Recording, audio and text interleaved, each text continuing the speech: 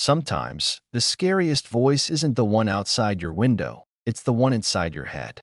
This is the story of the voice behind my eyes, a chilling descent into identity, insanity, and the thin line between memory and reality. Don't look away. And whatever you do, don't listen to the voice. The story starts with Ryan, who hasn't slept properly in weeks.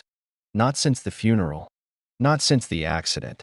His therapist recommended tracking his sleep, get data, understand the patterns, then fix them.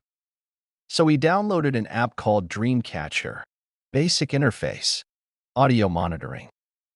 It claimed to detect snoring, movement, even sleep talking. Seemed harmless.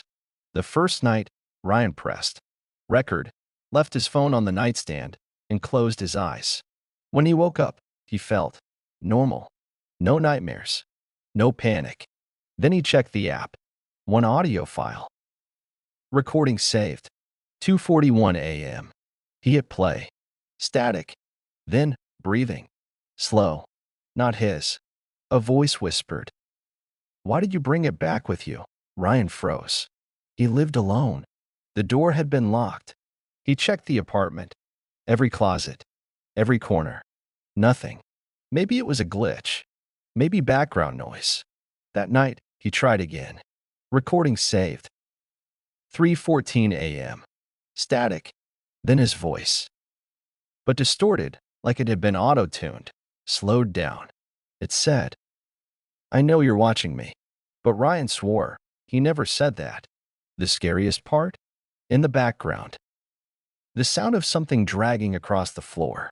Ryan couldn't explain it.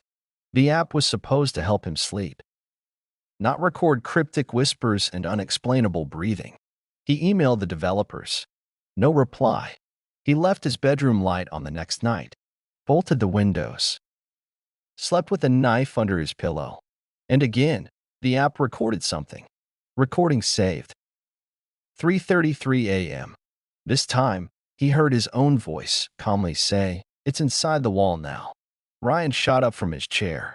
He replayed it, over and over. It was definitely him. But he'd never said those words. Not consciously. That night, he moved his bed away from the wall. Then, he placed the phone under the bed and hit record, just in case. In the morning, a new file. Recording saved. 3:12 a.m. A long silence. Then something scraping wood. Then, the sound of laughter. His own. But warped. Layered. Like two versions of him were laughing at the same time. One high-pitched. One wrong. Ryan was done pretending this was normal. He deleted the app. Powered off the phone. Even tossed it in a drawer across the apartment. That night, he went to sleep in total darkness, exhausted and tense. But around 3 a.m., he woke up. His bedroom was filled with dim blue light. He looked across the room. The drawer was open. His phone was on. The app had reinstalled itself. Screen glowing with one message, recording in progress. And beneath that, guest mode active. He lunged for it. But the moment his fingers touched the screen, it stopped recording. Then it played something back. Automatically. A voice. His voice. "Don't move. It's right behind you." And for the first time, Ryan felt breath on the back of his neck. Ryan didn't sleep that night. He sat in the corner of his room, lights on, knife in hand, staring at his phone. He tried to reset it. Factory wipe. Full shutdown. Nothing worked. The app was still there. Dreamcatcher. Version. Unknown. Developer. Unknown. He dug into online forums, dark web threads, anything. Buried deep in an old post, he found it. A single warning posted under an anonymous account 3 years ago. If you download Dreamcatcher and hear a voice that isn't yours, delete everything and move immediately. It doesn't want you to wake up. Ryan's blood ran cold. That post had 0 likes. 1 reply. It read, "Too late. Guest mode activated." He ran back to his phone, opened the app. A new section had appeared, one he hadn't seen before. Sleep Mirror. It contained video, not audio. And he never gave the app camera permissions. The thumbnail was grainy, distorted, low-lit. He hit play. The footage showed him, asleep in bed, chest rising and falling. But there was something else. A shadow standing beside the bed, tall, still, featureless, watching him. It didn't move for 43 minutes. Then, at exactly 3:33 a.m., it leaned down and whispered something directly into his ear. The video had no sound, but Ryan knew. That was when he started saying things in his sleep. He zoomed in, enhanced the timestamp, and that's when he saw it. A second figure, not beside the bed, lying underneath it, eyes open, looking directly into the camera. It was him, his own face, mouth open in a silent scream, staring, trapped, as if the version of him in bed wasn't really Ryan at all. Ryan couldn't breathe.